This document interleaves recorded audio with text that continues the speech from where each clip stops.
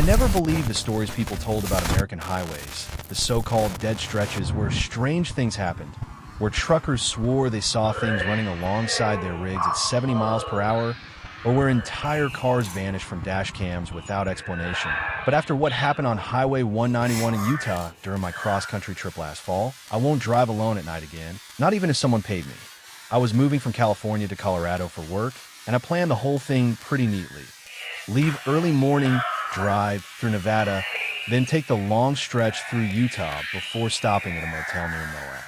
It sounded simple enough. The weather was clear, skies open, almost no traffic. I like driving alone, or at least I did before this. There was something peaceful about the desert, wide, empty, honest, but it was also an easy place to fool yourself, to mistake silence for safety. By the time I crossed into Utah, the sun was dipping low, leaving the sky bruised, purple and orange, the kind of sky that felt too big for a human being to be under. I should have stopped earlier, but I wanted to reach Moab before midnight, and the GPS said I could make it. Highway 191 was far emptier than I expected. Miles passed without a single vehicle in either direction. I rolled down the window a little, letting the cold desert air mix with the hum of my tires. The radio had lost signal an hour back, so it was just me and the engine. That was when I saw the first sign something was wrong. It started with the mile markers.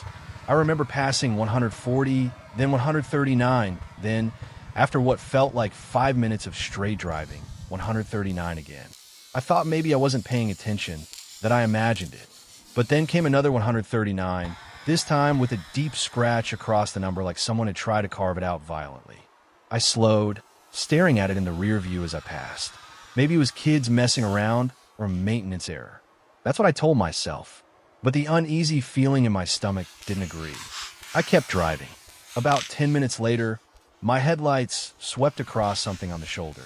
At first, I thought it was a deer, but the shape wasn't right. It was standing upright. A tall, thin figure. Human, maybe, but wrong. Too long, too still, like it hadn't moved in hours. I hit the brakes so hard everything in my passenger seat spilled onto the floor. My headlights stayed locked on the figure.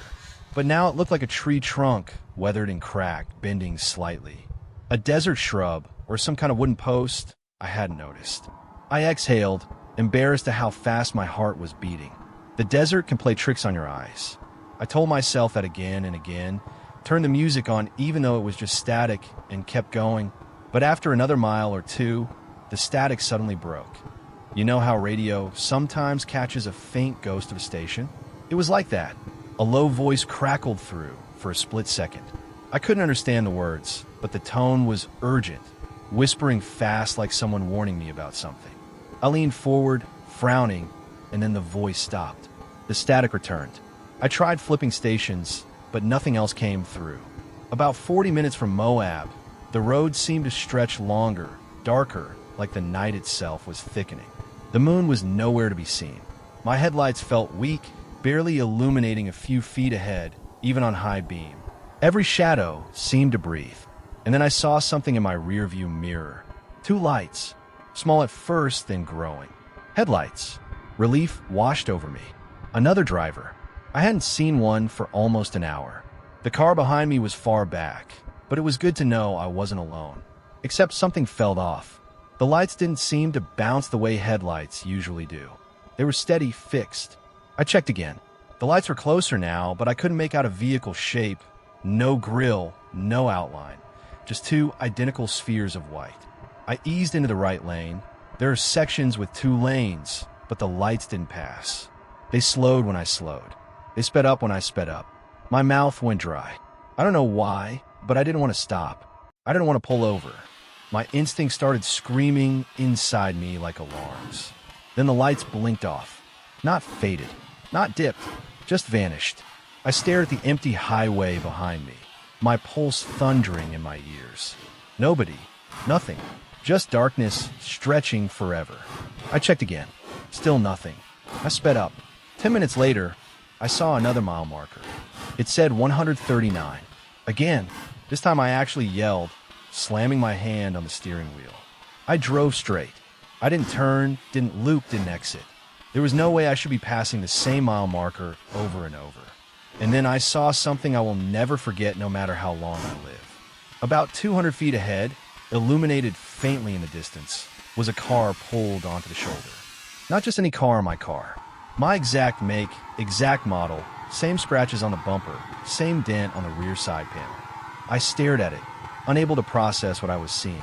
The brake lights were on, glowing red in the dark. Someone was sitting inside. I slammed on my brakes, so hard my tires screeched.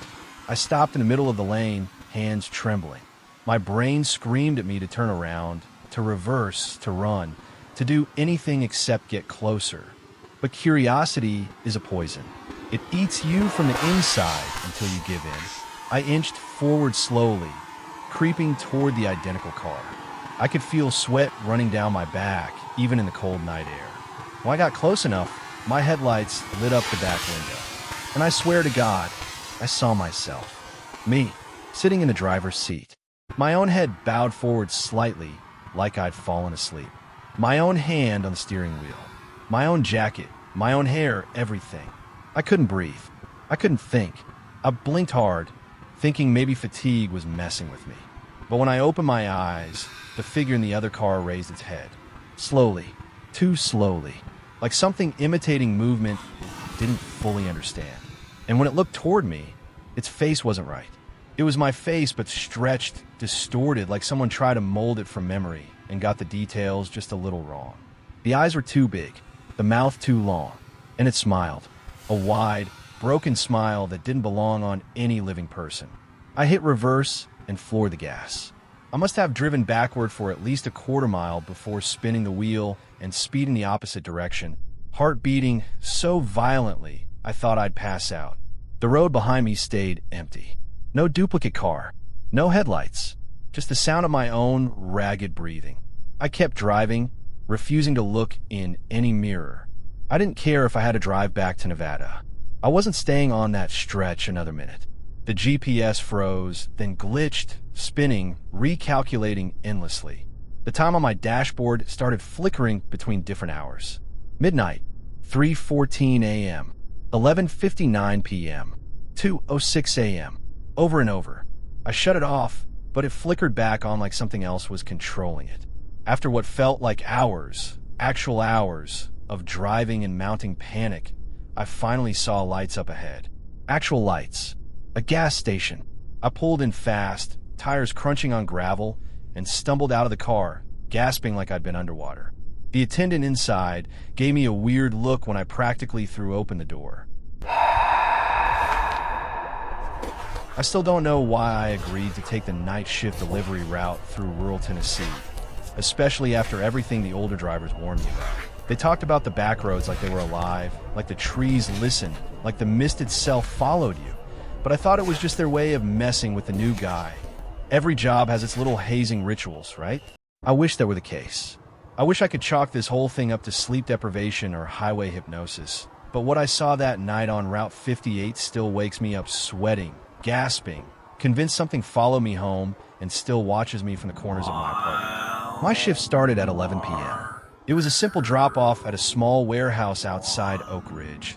Nothing out of the ordinary. The GPS told me the fastest route cut through a long stretch of winding forest road.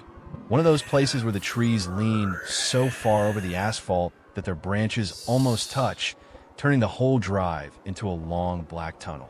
I'd never been that way before, and honestly, I wasn't eager to, but the company wanted it delivered before morning, and I needed the job, so I went. The first hour was normal. Cold night, radio static, the occasional roadkill in my headlights.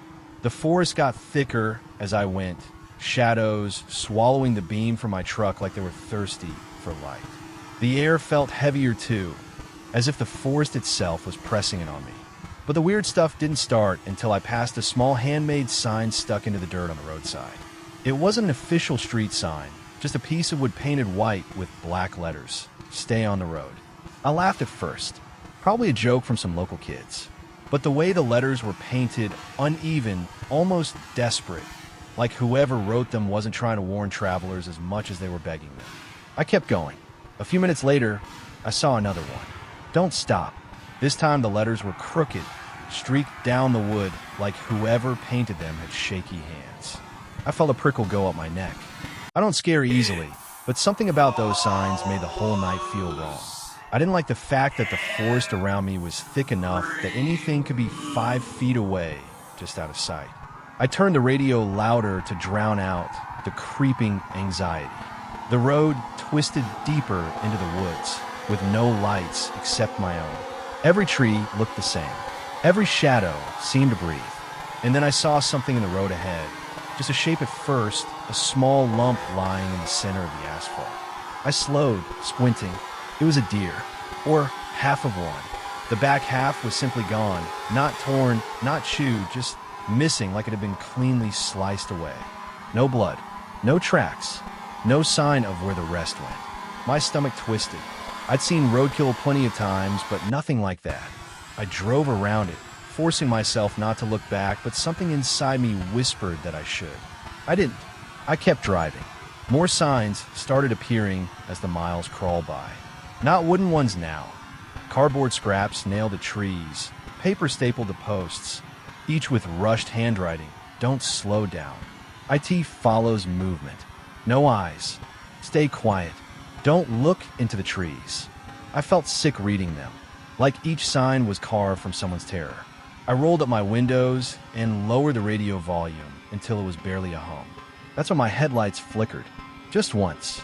A tiny blink. But it was enough to make my stomach drop. Headlights don't just flicker. Then they blinked again. And again. My whole truck shuddered like something heavy had brushed aside. I straightened up, suddenly very awake, gripping the steering wheel so tight my knuckles burned. The forest outside seemed to move, but I couldn't tell if it was the wind or something else. I pressed the gas harder. A few minutes later, something darted between the trees to my right. Not a deer, not a coyote, something tall. Too tall, 7 feet, maybe, running on all fours with its limbs bending in a way no animal should bend. I barely saw it for a second, but the image stuck in my brain like a hot iron. My heart hammered against my ribs. I muttered to myself that I imagined it, that it was a shadow or a trick of the lights. I didn't believe myself. Then, somewhere behind me in the dark, I heard branches snapping. Loud, close, and then again, even closer. Something was following me. I watched my speedometer climb, 40, 50, 60, but the sounds of snapping didn't fade. Didn't fall back. They matched my speed. Then something hit the back of my truck. Hard. The whole vehicle jerked forward like someone had jumped onto the rear bumper. I shouted, gripping the wheel, swerving as the truck fishtailed for a second before stabilizing. In the rearview mirror, I saw nothing but darkness. No movement. No eyes. But the pressure on the back of the truck didn't go away. I could feel it, weight shifting like whatever climbed on was crawling, dragging itself closer to the cab. The roof above me creaked. My mouth went dry. I floored the gas, engine roaring, pushing the truck as fast as it could go through tight forest turns.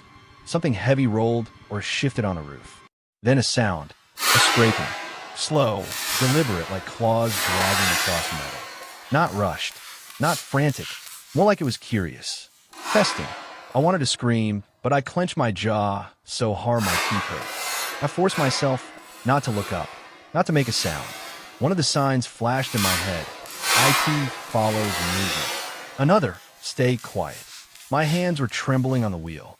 The scraping got louder, more confident. Then it moved toward my side window.